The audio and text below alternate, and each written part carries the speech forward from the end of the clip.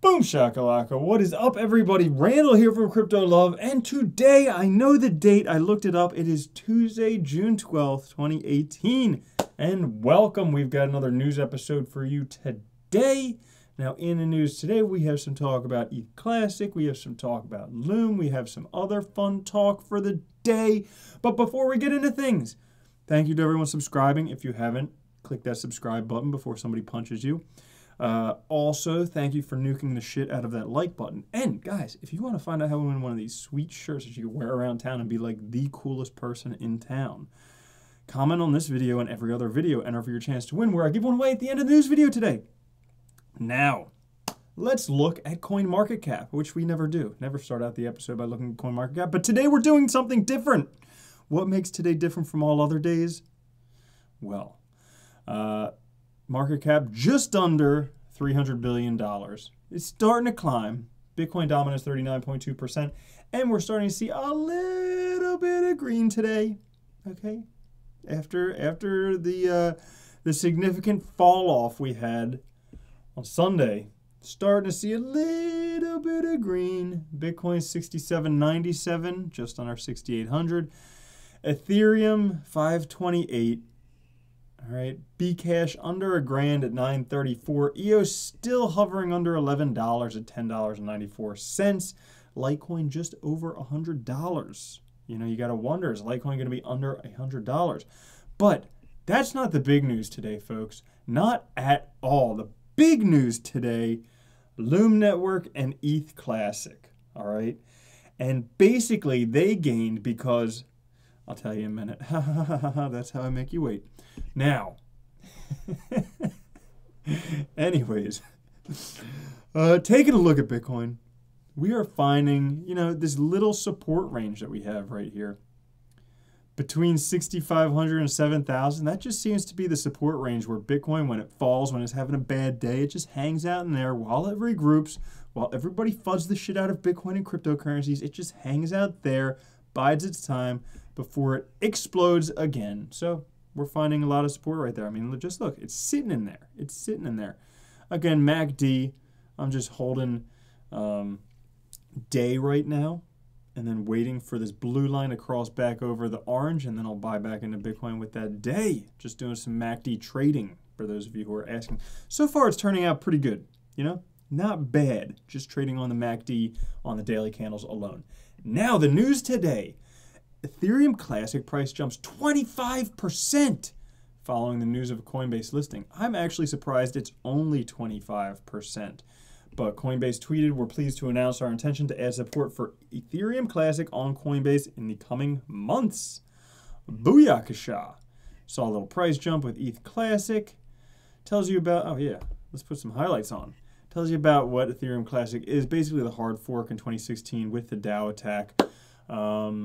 Yeah, so it's not listed on Coinbase yet, okay? They need to do a whole bunch of stuff. They're doing the engineering work, step 4, for supporting Ethereum Classic, public-facing APIs and other stuff. When we reach the final testing phase of technical integration, we expect to occur over the next few months, we will publicly announce a launch date for trading via our blog and Twitter. Now, seems like always a good idea to hold a little bit of the cryptos that are on Coinbase, just because that's one of the most easily accessible ways for people to get cryptocurrencies. So, you know, obviously Ethereum Classic price is going to jump with the listing there. I was surprised it was only 25% because some other things jumped, like, well, let's just say the last one to be listed on there, Bcash, jumped from about $600 to $3,000. So we'll call that a 500% gain, all right? Now, additionally, Binance adds Ethereum Classic BNB and Ethereum Classic USDT trading pairs. Are Binance and Coinbase working as one? Ooh, mysterious partnerships. Maybe. But yeah, could they be working together? They certainly could. Is it a coincidence that they do this on the same day? Definitely not a coincidence. Is there insider trading? Oh, we'll leave that up to the CFTC to figure out. But all around, good news for Ethereum Classic, hence the picture on the thumbnail of that Ethereum Classic thing going up. Now, other big news today, Loom. All right, now Loom was in the news today. It's come to the top of the chart this morning, trading following listing on Upbit exchange, the South Korean exchange, and the release of its sidechain development kits. Now, basically, its sidechain development kits enable people to run decentralized applications. Okay, basically, ooh, look at that. It even mentions Lisk. Plans to enable video games that run off decentralized applications to be built on Lisk-like side chains, thereby making it scalable. Boom! Lisk in the news today. Okay, but guys, Loom is a pretty interesting one. If you haven't seen it, I mean, this is one of their games that they have, Crypto Zombies. You can go and play it. I actually made an episode about it where I did I did a walkthrough of the first lesson of this. It's pretty fun. Learn to code Solidity, make $200,000 when you're done per year working as a Solidity developer. But that is a game running on Loom. Okay, much more fun than CryptoKitties. Yeah, so check it out. Now, this guy, Neuner, not a day goes by where he doesn't in the news, but he says more dips may come, but crypto markets will eventually hit $20 trillion. Guys, do the math. That's like 67 times. We'll say 69 times. That's like 69 times what you have right now in crypto. For some of us, that may be some money. For some other people, that may still be some money. That's pretty rad. Now, when does he say that's going to happen? Obviously, December. It's going to be 20 trillion by December. He doesn't say, okay? All speculation, but it's in there. I do like what he has to say here, so I'm just going to read it to you because it's like story time with Randall. So basically, he's talking about the hack that happened. He says it's the exchanges and how they're storing your coins. If you look at this exchange that got hacked this weekend, it's a small exchange, probably the 100th biggest exchange in the world. It got hacked for 40 million, a very small hack in the big scheme of things. And yet, a $40 million hack, crypto markets dropped by $40 billion. Holy shit, that's 1,000 times the impact, okay? The last time I checked, when a bank got robbed, I didn't go and sell all of my US dollars. I think the exchange hack was coincidental. Yeah, that's pretty funny. If a bank is robbed, you're just like, shit, sell US dollars. Get out of this stuff. It's going. It's gone. Now, long-term perspective. This is what I do, okay? Not much of a day trader. I have better things to do with my time, like read books and meditate, okay? But, long-time perspective, okay? We're in an industry in its infancy. In case you guys didn't catch that. We're in an industry in its infancy. Whoa. We're the internet before you had a real browser. Back when porn loaded like this. And you just sit there and wait. All right? People are talking about a few exchange hacks. Those are to be expected from an industry that's got a market cap of $300 billion. When we expect one day this thing is going to have $20 trillion market cap. That's enormous. When that happens, you are all coming to a yacht party on my boat. We're just going to get completely wasted, and then we'll jump off the boat and we'll blow up the boat. Just for fun, you know? Because you can do that when you got that type of money, you know? Now, U.S. bank Wells Fargo bans crypto purchases with its credit cards. My dad forwarded me this message yesterday. What's up, Dad? He watches. Hi, Mom, too. They watch my episodes. Maybe I shouldn't talk about porn all the time. San Francisco-based bank Wells Fargo has announced that it will no longer allow its customers to purchase cryptocurrency using its credit cards. All right. The decision was made in order to avoid multiple risks associated with cryptocurrency usage. Would those multiple risks be like how cryptocurrency can freeze your assets, like freeze your bank account? No, that couldn't be it. Would that be like how they can, I don't know, basically take your money and loan it out at 100 times the rate that you get the interest for? No, that's what banks do. What are these risks that cryptocurrencies pose? Oh, right, taking the power away from those banks. Well, guys, there's a lot of stuff coming up in the future where the power will be taken away from the banks. Can't wait for that to happen, and I'll share it with you when I can. Korea will regulate cryptocurrency exchanges like commercial banks, legitimizing industry. So South Korea, big player in cryptocurrency, regulating cryptos, making them legitimate. All right. The Korean Financial Exchange Unit and other local financial agencies will regulate cryptocurrency exchanges like banks, imposing strict anti-money laundering policies to ensure criminals do not utilize cryptos to finance illicit operations. Man, I just think, okay, this is my own philosophy. I just think, you know, as long as people aren't doing harm to other people, you know, give people all the drugs in the world. Why bother having a war on drugs? As long as criminals aren't hurting people, I mean, they're going to do it anyways. People, when there's a will, there's a way. People always find a way. But anyways, they need their anti-money laundering stuff.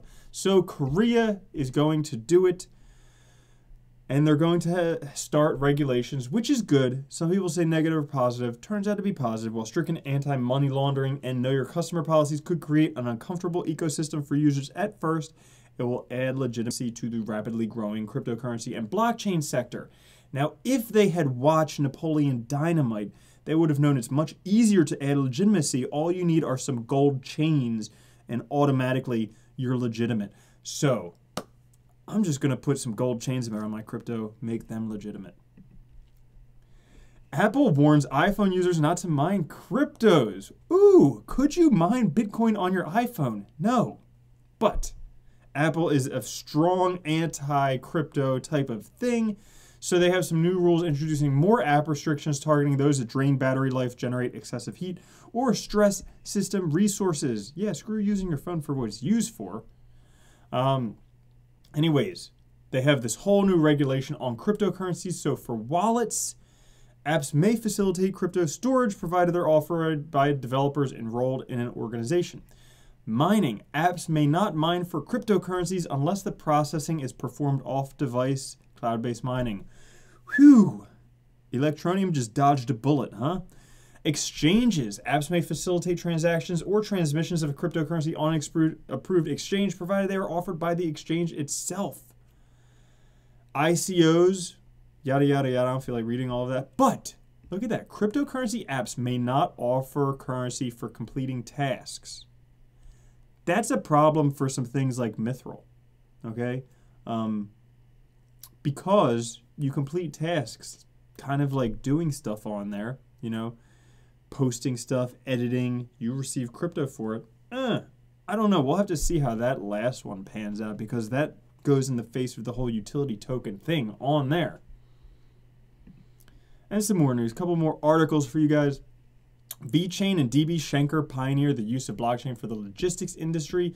So DB Schenker, huge industry in China. They're even bigger worldwide, but in China, they employ 5,700 logistics specialists in 60 cities across China. And they've developed a supplier evaluation system with the VeChain Thor platform. This is the first time the blockchain is used for supplier management purposes. VeChain Thor blockchain scores the business partners based on collected data and allows DB Schenker to better evaluate the service of its suppliers. Now, logistics is pretty big in blockchain. Blockchain works well for logistics. There's other people out there doing the same thing, like Origin Trail, like Modem, like a whole bunch of other ones. You can fill in the blank. But I would have to say that VeChain is probably the biggest, so they got a big partnership with DB Schenker in China. And lastly, the fun news. I always like to... Oh no, there's still two more articles. This is the second to last. The penultimate news article. Dennis Rodman and MAGA hat crying on CNN Live from Singapore is a thing that just happened. Check out his shirt. Look at that. PotCoin. Peace starts in Singapore with PotCoin. So there's a whole bunch of other stuff happening over there with Trump and like other people we don't really care about. But sporting a t-shirt promoting a marijuana-related cryptocurrency company, a red Make America Great Again hat, and lip ring and nose rings, Rodman spoke to CNN Live from Singapore. Though he wasn't actually invited to attend the summit, he flew there anyway on a trip sponsored by PotCoin, the cryptocurrency business. I think that's awesome. He was not invited. He went anyways, thanks to PotCoin. Thank you, PotCoin, for this news article. PotCoin's still like the biggest marijuana-specific cryptocurrency. Do they actually need a marijuana-specific cryptocurrency? Probably not. But, you know, they're doing it anyways. And lastly, last article, because this one just made me smile.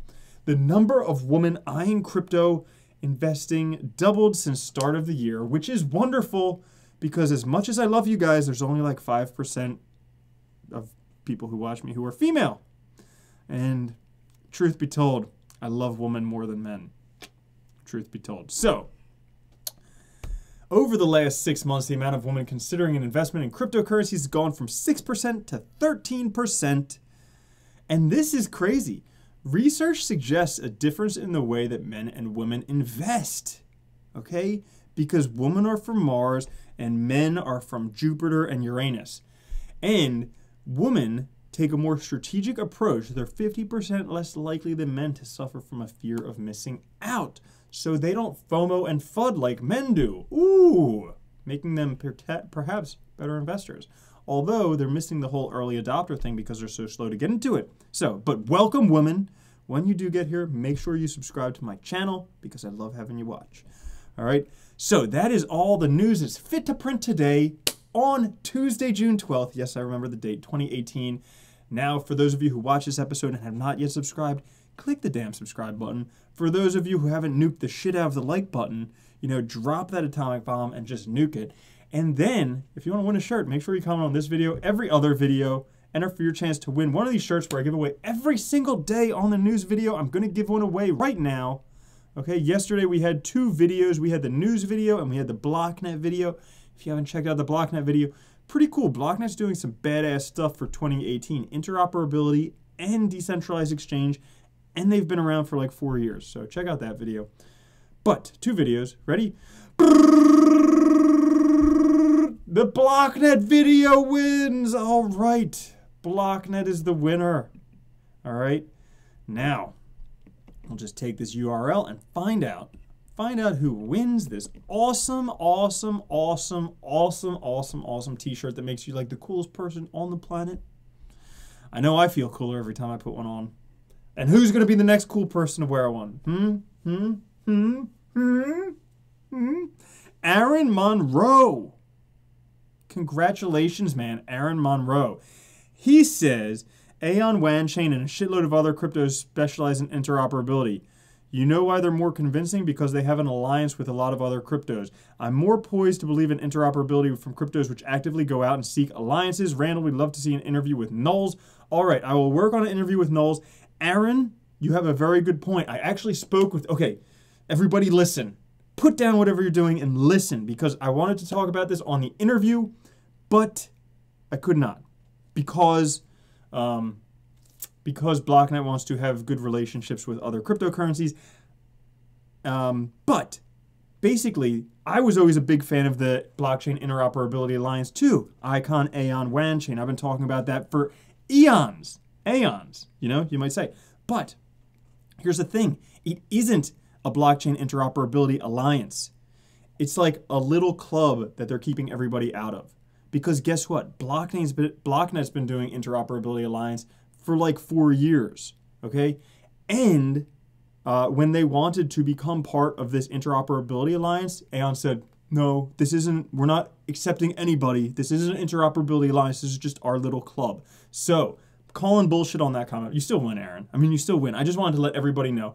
I wanted to talk about that on the interview, but BlockNet said, hey, we're friends with everybody. We still want to be friends with everybody. I just want to make that aware to everybody. It's not an interoperability alliance. It's a little club that they call an interoperability alliance. So it's complete bullshit. Not to mention that Aeon doesn't accept any cryptocurrencies that don't accept smart contracts into interoperability. So that means that they can't interoperate with Bitcoin. That means they can't interoperate with Litecoin. Okay? So a whole bunch of other ones. Pretty crazy not to interoperate with Bitcoin, considering that's like the master blockchain. But, you know, whatever. I just wanted to point that out. Aaron, I'm not calling you Ron. I think comment was awesome. I love the comment.